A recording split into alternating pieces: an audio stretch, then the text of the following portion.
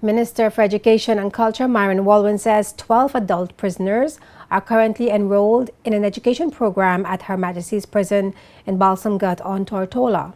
In a statement to the House of Assembly on December 21st, Minister Walwyn said tremendous strides have been made since the rehabilitation program was initiated in 2013.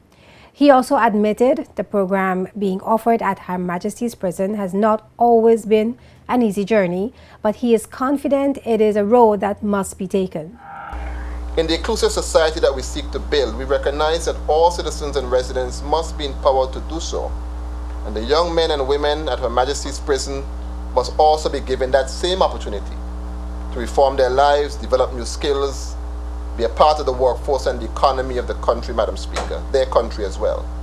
We also have prisoners who are older, but also need to retool themselves and be trained so that when they re-enter society, they too can find meaningful work and begin to positively contribute to this country. Since 2013, we have had tremendous strides in rehabilitation at Her Majesty's Prison.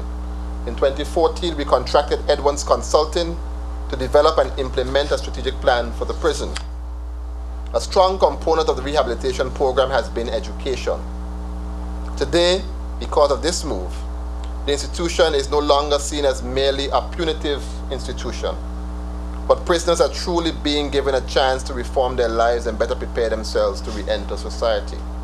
We look forward to this move helping to reduce the number of repeat offenders and over time, reducing the prison population at Her Majesty's Prison. Noting that he expects an increase in the number of persons enrolled in the program, the minister says additional classes would be available in the new year. Madam Speaker, the Deputy Chief Education Officer has been charged to work with the Superintendent of Prisons and the teacher, Mr. Ashford Harrigan, to chart a course for the proper alignment of education at the prison with the mainstream education system. The charge given to the team is as follows, Madam Speaker. There should be a continuous education pathway after the prisoners are released. Prison education should be aligned with the alternative secondary education program, which we know commonly as night school. The CXC Caribbean Certificate of Secondary Level Competence, CCSLC, will be the curriculum tool used to link the prison and the ASEP offerings where possible. Certification can be obtained from CXC for the Caribbean Certificate of Secondary Level Competence Examination. Where possible, inmates can proceed to the CXC Secondary Education Certificates CSEC examinations if their ability allows.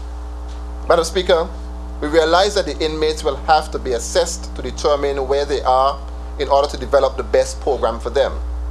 We currently provide mandatory classes both morning and afternoon for all juvenile prisoners.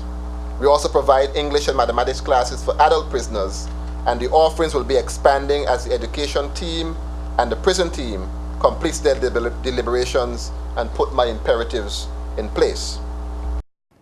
The Education Minister says additional offerings include art and mathematics for everyday life. These classes, he added, are more vocational in nature, building the confidence in prisoners to attain at a higher level and focusing more on life skills and the basics people need to survive in society.